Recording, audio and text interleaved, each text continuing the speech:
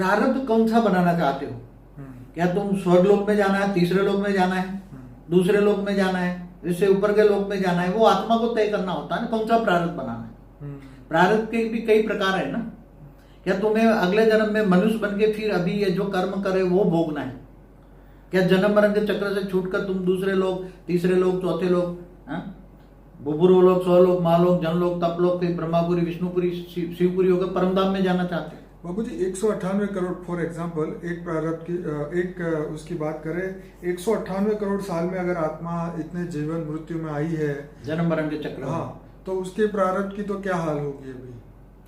मगर जब आत्मा को ज्ञान हो जाए, हर कोई आत्मा जन्म मरण से चक्र से छूटने के लिए, मोक्ष पाने के लिए, तो अभी उसने संकल्प ही नहीं किया कि भाई मुझे जन्म मृत्यु से बाहर निकलना है, तो उसका क्या होगा? तो मगर जन्म मरण के चक्र से निकलने के लिए उसको तो ये क्या सिखाते, तू अच्छा आज तक तो क्या कहते, भक्ति मार्ग में क्या सिखाते, तो दान कर तो अगले जन्म में तुम्हें मिलेगा, या मरने के बाद तुम जो जाओगे ना वहां, तो तुम्हें मरने के बाद तुम्हें मिलेगा, जहां वो तुम्हें यम लोक ले जाएंगे, तो रास्ते में खाना पीना मिलेगा, तुम लोगों को, गरीबों को खाना खिलाओ, कोई तुम स्कूल खोलो, हॉस्पिटल खोलो, तुम ये जो दान करो, ये करो, ये करो, ये सिखाते हैं ना आजकल, तो तुम्हें अगले जन्म में मिलेगा।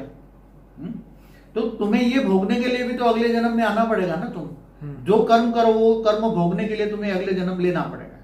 मगर तुम्हें कर्म से रहित बनना है, कर्मातीत भाषा जिसको बोलते हैं।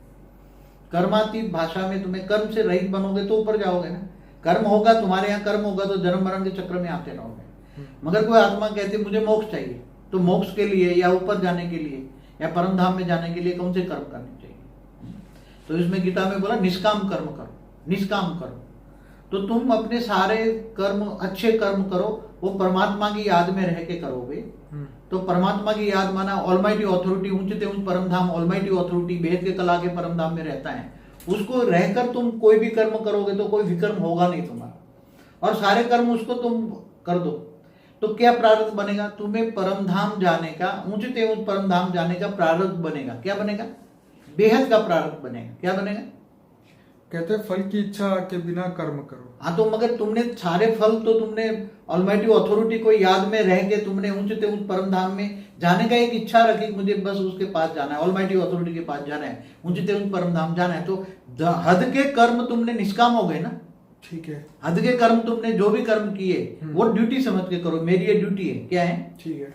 परिवार के लिए जो भी कोई कर्म करते हो या कमाने के लिए जो भी कोई कर्म करते हो तो एक ड्यूटी समझ के कर दो। मगर परमात्मा की, कर्म योगी की बात बताई ना परमात्मा ने कि कर्म योगी जीवन बिताओ। कर्म करते करते, गृहस्थाश्रम सबसे बड़ा ऊंचा आश्रम है।